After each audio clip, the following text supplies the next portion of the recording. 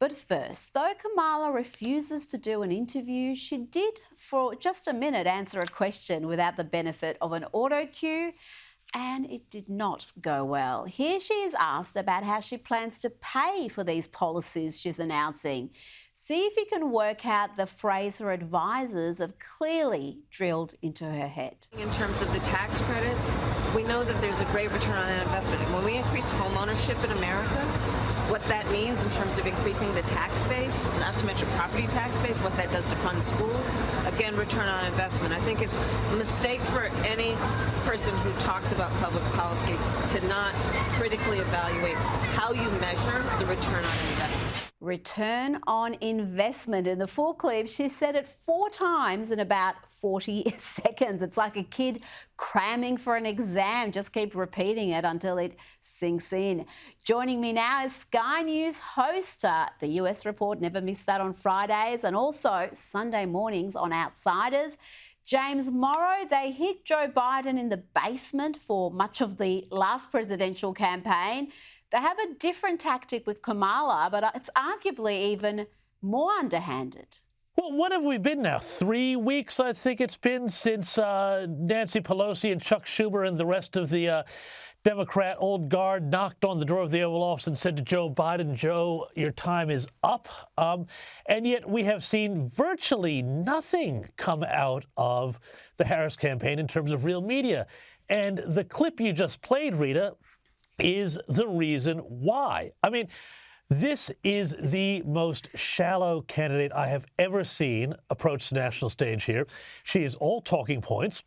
What she is underneath those talking points is some really, really hard left ideology. I mean, I was prepared to think that maybe she was, just drifting with the wind in California. No. She actually believes this stuff. We saw this with the lunatic price control stuff. We're seeing it with this. And, phrases like return on investment, well, that just gives her a lot of cover, because she can say, oh, no. Well, you see, we don't need to actually make the numbers stack up. It'll have some payoff down the road somewhere. And so, it's all a sham, Rita. It is. Meanwhile, in Chicago, businesses near the Democrats' National Convention venue are boarding up their shops to prevent damage from rioters, protesters, other violent lefties. The Democrats' convention begins tomorrow. Joe Biden is expected to speak on the first night. And these major protests are already underway in the city centre. We've got groups, pro-Palestinian groups, pro-abortion demonstrations.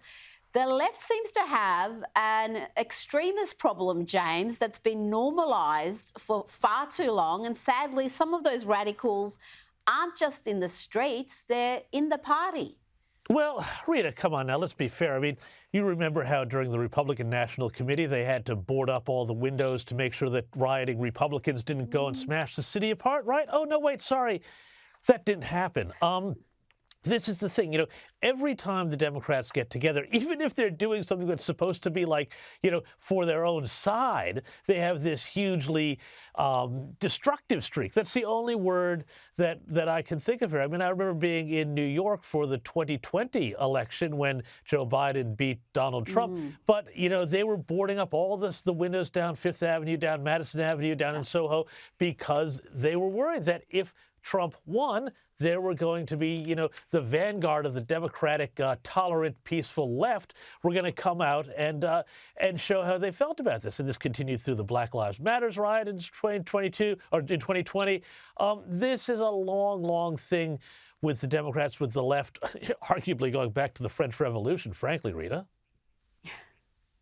Well, yeah, let's not have a history lesson right now. But you're so right. I was there in New York in 2020, and I was shocked by how many shops, buildings were boarded up. They'd learned from experience, and as soon as Joe Biden was declared the winner, it came down. Those protections the boards came down, because they weren't worried about the left rioting any longer. Now, let's have a look at this video from a frustrated voter. They took to TikTok to blast the Biden-Harris administration for failing to prioritise hardworking Americans over illegal immigrants. But I need my president to tell me why I work so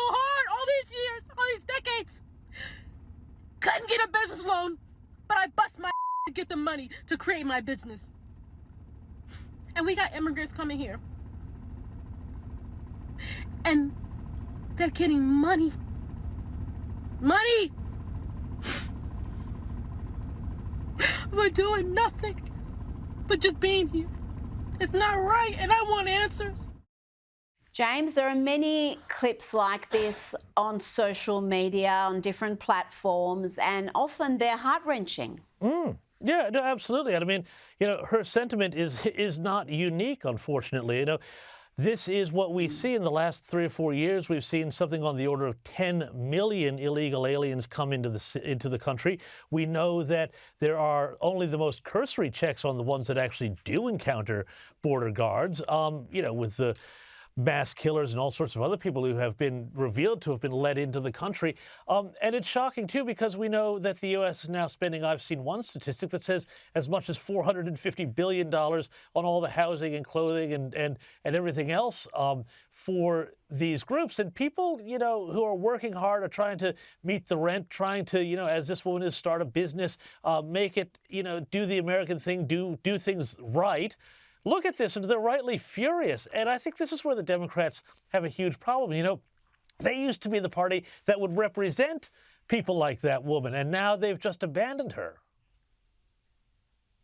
They have, and if she doesn't vote for them, they say she's not really black. So that's pretty much what they think of segments of the voter base. Yeah.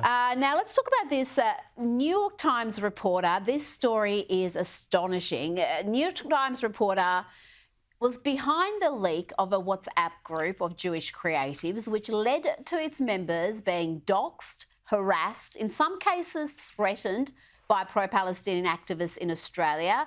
Now, Natasha Frost, a New York Times reporter based in Melbourne, downloaded and shared 900 pages of content from the chat that was launched by Jewish professionals in the wake of the October 7 attacks, sharing them with a pro-Palestinian individual she was writing a puff piece about. Now, Frost insists, she had nothing to do with the ugliness that followed. James, I spoke to some of the victims of this doxing. Some of them had to close or move their businesses. Some moved from their home. What action has the New York Times taken against this so-called journalist? Well, it'll surprise you to learn, Rita, virtually nothing.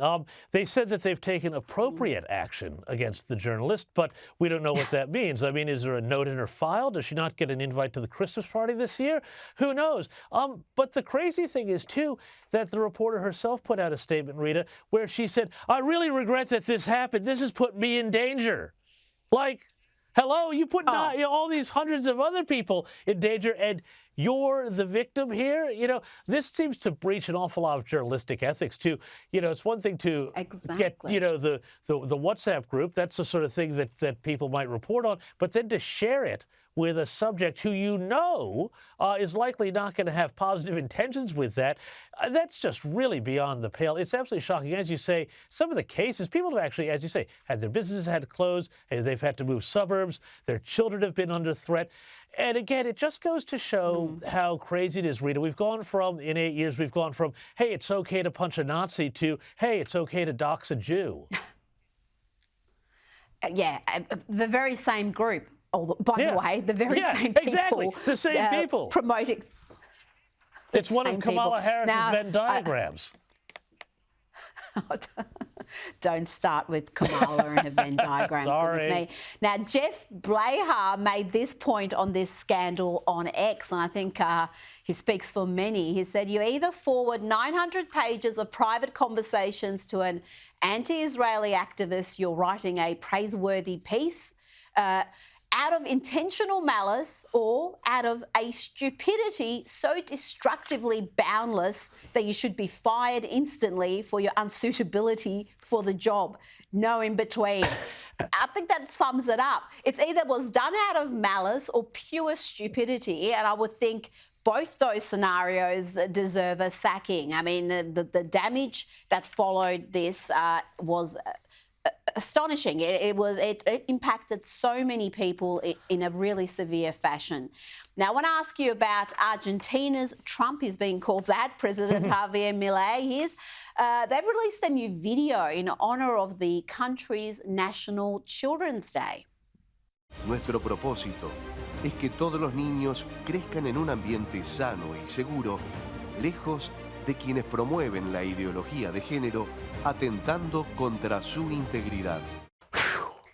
Very interesting. That's not the sort of messaging we get in our schools. It's almost the polar opposite, James. I'm just shocked by that. It's like, where do we all get online to go to Argentina? This is simple sort of good sense, or it used to be simple good sense, but now it seems like, Argentina is leading the way on this stuff. And I just note, to bring it back around to the Democrat National Convention, which we spoke about at the start of the segment, compare and contrast this here in Argentina and, their reverence for children and the family with the fact that the Democrat convention is proudly going to have outside a big old truck where you can sign up to get a vasectomy or an abortion, which is like tells you everything you need to know about where these two sides of politics are. No wonder, of course, the left absolutely hates Milei, because he's talking about, family and children and all of these things, which to them, they want to break down because they don't like the family.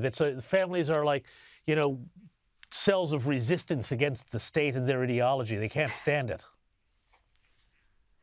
Absolutely. And they predicted all sorts of doom and gloom if he was elected. And everything thus far seems to be going particularly well in Argentina. He's really done what Trump, I guess, intended to do in his first term. He has just stripped the bureaucracy. He has gone through, axed departments, and is really having an incredible impact on the country in a very short period of time. Yeah, and you look, not just the axing of departments, but you look at actual things like, inflation, the performance of the economy, just going gangbusters. It's a great growth story now. Absolutely. James Morrow, thank you so much for your time this evening. Thanks, Rita.